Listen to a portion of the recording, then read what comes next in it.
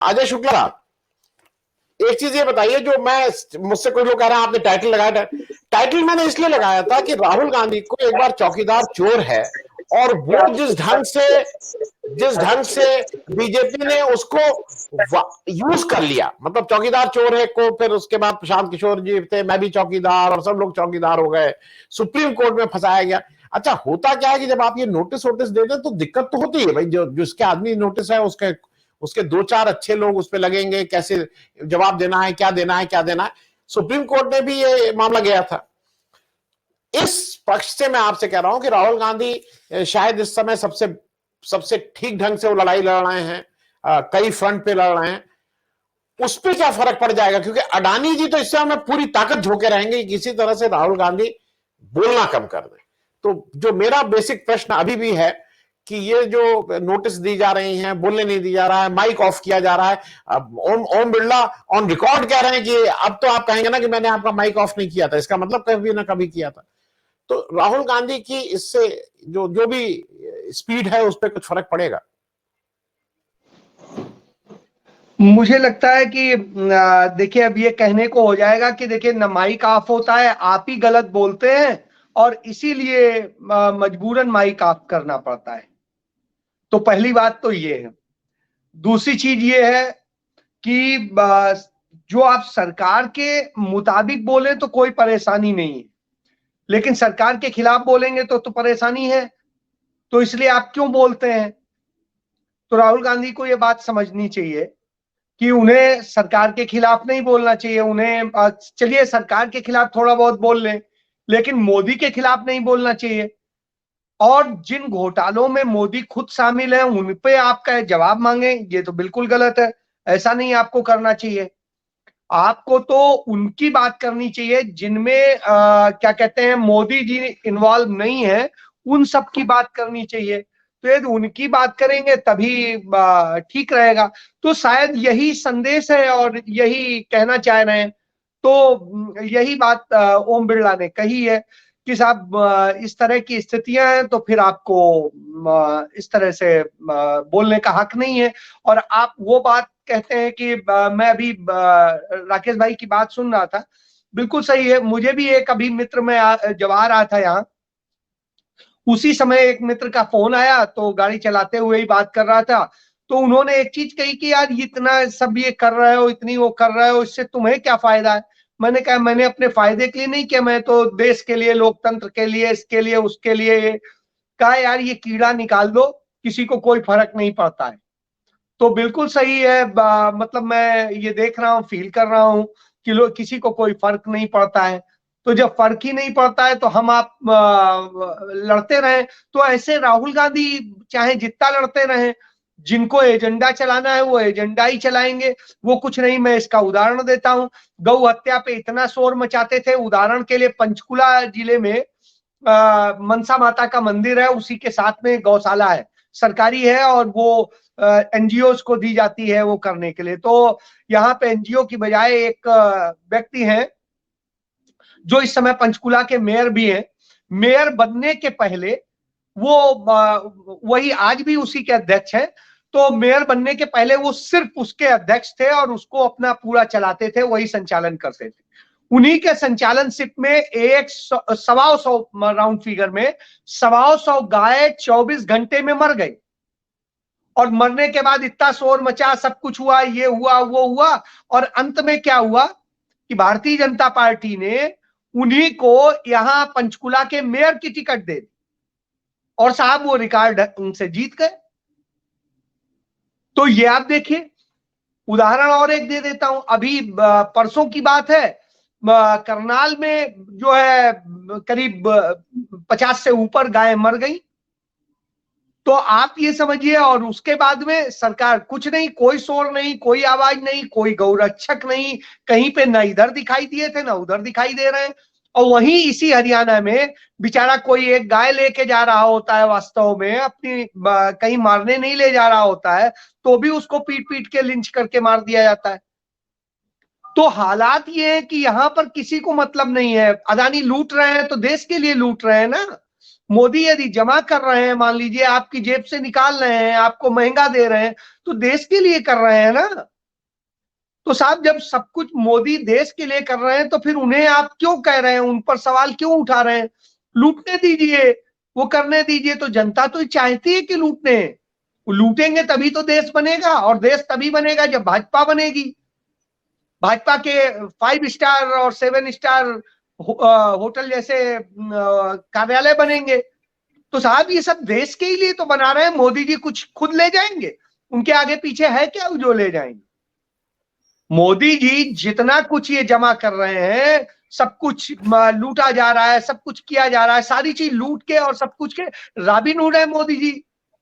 लेकिन रॉबिनहुड तो फिर भी जनता को दे देता था, तो मोदी जी कहते हैं नहीं, हम नहीं देंगे। हम आपको 81 करोड़ लोगों को 5 किलो अनाज तो दे रहे हैं ना, तो उसमें पैसा नहीं लगता है। तो साहब ये समझिए, अदानी रोजगार नहीं देते हैं, हिंदुस्तान के टॉप 100 रोजगार देने वालों में भी वो शामिल नहीं है। कोई बात नहीं, रोजगार हमें क्या करना है अदानी का लेकर के? आप स्वावलंबी बनिए ना, आत्मनिर्भर बनिए, अपना काम कीजिए। आपको क्यों जरूरत है रोजगार की? तो हुजूर, इस देश में लोगों को चाहिए ही नहीं है। तो राहुल गांधी को नोटिस बिल्कुल सही मिला है। वो जनता की बात क्यों उठाते हैं? वो जनता की बात क्यों करते हैं? वो देश को लूट की बात क्यों करते हैं? वो चुपचाप अपना ऐश करें, उनको भी ऐश करने की पूरी छूट दे दी जाएगी, मुनाफा में हिस्सा दे दिया जाएगा। वो आप नहीं ले रहे हैं। तो फिर भाई भ्रष्ट कौन हुआ? राहुल गांधी भ्रष्ट हुए कि उस भ्रष्टाचार में शामिल नहीं है? वो नेशनल हेराल्ड जिसमें 1 पैसे का ट्रांजैक्शन नहीं हुआ, 1 पैसे की संपत्ति का ट्रांसफर नहीं हुआ, उसमें राहुल गांधी मुल्जिम है, भ्रष्ट आदमी है, उनकी मां मुल्जिम है, भ्रष्ट है, उनका पूरा परिवार भ्रष्ट है। लेकिन मोदी जी ईमानदार है, क्योंकि वो 3 लाख करोड़ की भी कंपनी नहीं थी और उसे 12 लाख करोड़ की उसका बना दिया। और आप देखिए, जिस समय कंपनी के शेयर डूब रहे हैं, कोई शेयर लेने को तैयार नहीं है, रोज गिर रहे हैं, आज भी 7.5% के करीब गिरे हैं।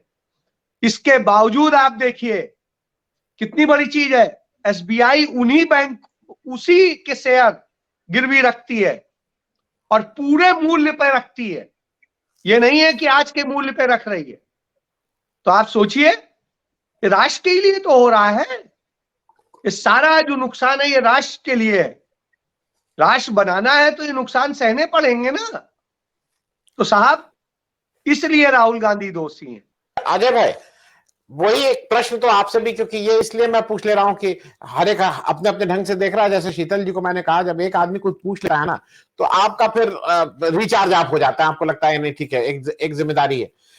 लेकिन मैं एक चीज जो राकेश जी का है, ये बहुत से लोगों के मन में प्रश्न है कि जांच होगी कि नहीं होगी, क्योंकि मतलब बिना जांच के क्योंकि इतनी चीजें गड़बड़ हो रही हैं कि कहां कहां तक बचेंगे। तो आपको बेसिकली क्या लगता है, जांच होगी तो कब होगी? दोनों चीजें होगी कि नहीं? अगर होगी तो कब होगी? देखिए, पहली बात, मैं राकेश जी की बात से पूरी तरह 100% इत्तेफाक रखते हुए ही बताता हूं। 2014 तक था, 2014 तक स्थिति ये थी कि मैं भी तमाम चीजें लिखा करता था। और स्थिति क्या हुई कि पंजाब चंडीगढ़ की जो बीजेपी है, उसने एक 20 पेज की बुकलेट बनाई थी कि कांग्रेस के भ्रष्टाचार और यहां दूसरी चीजों को लेके। और साहब उसमें 18 खबरें मेरी थी, 18 बुकलेट मेरे पास रखी है शहादत के लिए, जब भी जरूरत होगी तो मैं दिखा सकता हूं। लेकिन एक चीज यही कहता हूं कि आज वही लोग कहते हैं कांग्रेसी हो। अब मेरे पास कोई जवाब क्या कहूं मैं देने के लिए एक ही जवाब है कि साहब अटल जी की बहन हमारे खानदान में ब्याही है, सगी बहन। तो हमारा परिवार उस कारण भी कानपुर में उन जो है चीजें हैं कहीं ना कहीं कंसर्न है। और तो चलिए, ब्रजेश जी के तो मैं साथ काम किया हूं। ब्रजेश जी जानते हैं मैं भाजपा रटा करता था, तो अटल जी रटा करता था। तो ये स्थितियां हैं। लेकिन चलिए कोई बात नहीं, वक्त होता है, वक्त के साथ में चीजें हैं। जब जो सही मुझे लग रहा है, मेरी अंतरात्मा कह रही, मैं जो पढ़ रहा हूं, देख रहा हूं, मैं उस लिए कर रहा हूं। और मुझे लगता है यही वजह है कि राहुल गांधी इतने कड़क सवाल भी पूछ रहे हैं, इतनी बात कर रहे हैं, क्योंकि उनके दर्द है और उनका दर्द होना लाजमी है। क्यों? जब इस देश के लिए ये लोग, जब लड़ाई लड़ी जा रही थी, ये लोग बिलों में छुपे हुए थे, डरे घूम रहे थे, मुखबिरी कर रहे थे। वह परिवार, जिस परिवार का वो खून है, वो परिवार देश के लिए लड़ रहा था, लाठियां भी खा रहा था, जेल भी जा रहा था और देश के लिए अपना सर्वोच्च बलिदान कर रहा था, पैसा, रुपया, जीवन, सब कुछ।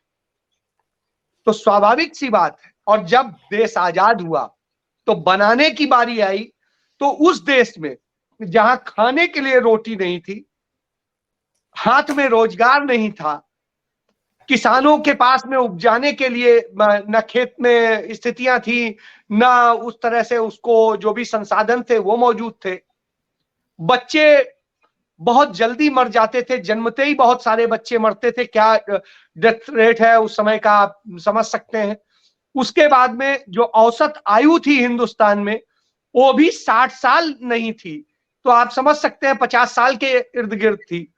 तो ऐसी स्थिति में उस देश को बना के खड़ा किया उनके परिवार ने। जिस हेलीकॉप्टर फैक्ट्री का वो उद्घाटन करते हुए बहुत बड़ा वाहवाही ले रहे थे कि एशिया की सबसे बड़ी हमने हेलीकॉप्टर की वो फैक्ट्री का वो कर दिया, उसे जो बनाने वाली जो कंपनी है, और उसको उन्हीं के पुरखों ने एचएल को बनाया था। और वो फैक्ट्री की शुरुआत जो करी गई थी और उसके लिए पूरा वो बनाया गया था, वो भी कांग्रेस के समय में बनाया गया था। गेल, भेल, सेल, जो भी कुछ वो बेच रहे हैं, बैंकें बेच रहे हैं, वो भी उन्हीं के परिवार ने बनाई थी।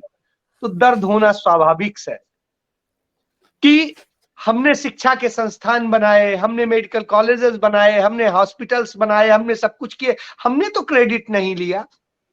हमने पाकिस्तान को 2 टुकड़े कर दिया, हमने तो क्रेडिट नहीं लिया। हमने चीन को बुरी तरह हराया नाथुला में, इंदिरा गांधी के समय, हमने तो क्रेडिट नहीं लिया। हमने सिक्किम चीन से छीन के भारत का हिस्सा बना दिया, हमने तो क्रेडिट नहीं लिया। हमने पुर्तगाल से छीन करके जो है गोवा को, ये क्या कहते हैं, दूसरा जो है पौंचेरी को, इन सबको जो है फ्रांस से छीन के भारत में मिला लिया, हमने तो उसका क्रेडिट नहीं लिया। हमने हिमाचल राज्य बनाया, दूसरे और राज्य बनाए, तमाम राज्य बनाए, हरियाणा बनाया, हम तो क्रेडिट नहीं लेते हैं, हम तो उसकी सिर्फ बधाई देते हैं। आप तो कहते हैं हमने बनाया, मेरा बनाया, मैं एक अकेला। तो एक अकेला, सचमुच एक अकेला भारी पड़ रहा है। उसने इस देश का सब कुछ लूट लिया है।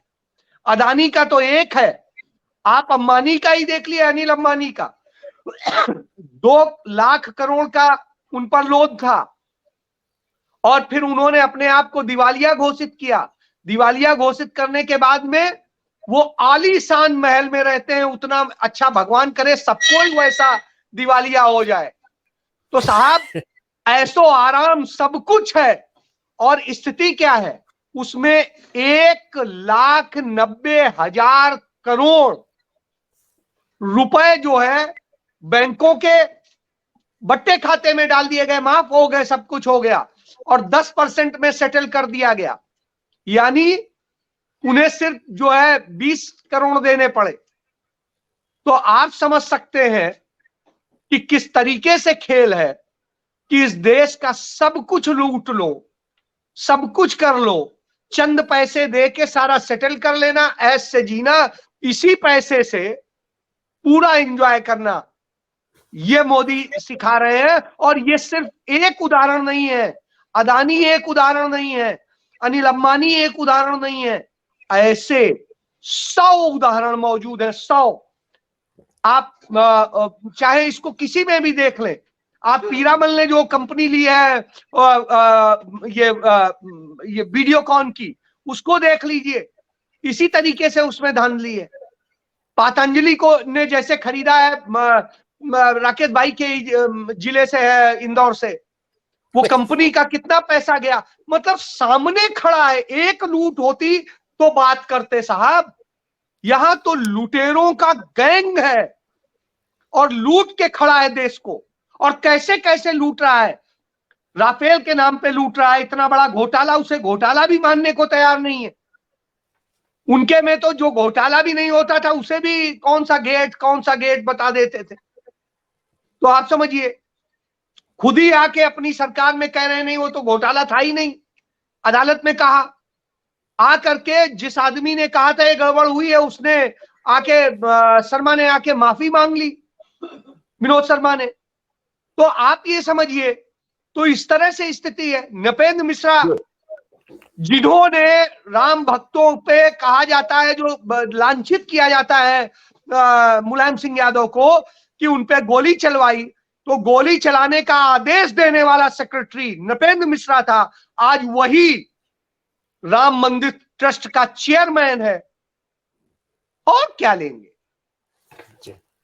तो साहब, और जब टेलीकॉम घोटाले की आप बात करते थे कांग्रेस शासन में, तो उस समय ट्राई का चेयरमैन कौन था?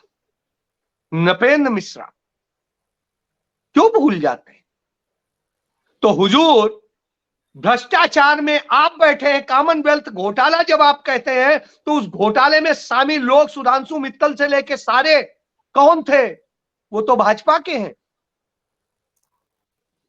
और जब अखिलेश के शासन में आगरा लखनऊ एक्सप्रेस वे पर आप घोटाले की बात कहते थे, तो उसे बनाने वाले कौन है?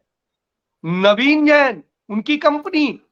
वो भारतीय जनता पार्टी के कोषाध्यक्ष हैं यूपी के, और आगरा के मेयर हैं भाजपा के। साहब बताइए, तो भ्रष्टाचार किसने किया है? और राम मंदिर जब बन रहा है, आप एक एक पैसा चंदा दे रहे हैं, बड़े दिल से दे रहे हैं, हमारे भी परिवार से दिया गया। तो साहब, उसमें जब लूट होती है तो कौन करता है? सारे करने वाले कौन होते हैं? वहां का एमपी चिट्ठी लिखता है, लल्लू सिंह। तो साहब, वो घोटाला करने वाले कौन है? भारतीय जनता पार्टी के हैं, वही भगवाधारी हैं, वही नेता हैं। तो साहब, सबसे ज्यादा करप्ट तो यही लोग हैं। तो मैंने फिर कहा, ये गैंग है, लुटेरों का गैंग। और इस लुटेरों के गैंग पर जब आप उंगली उठाते हैं, सवाल पूछते हैं, तो इन्हें खराब लगता है।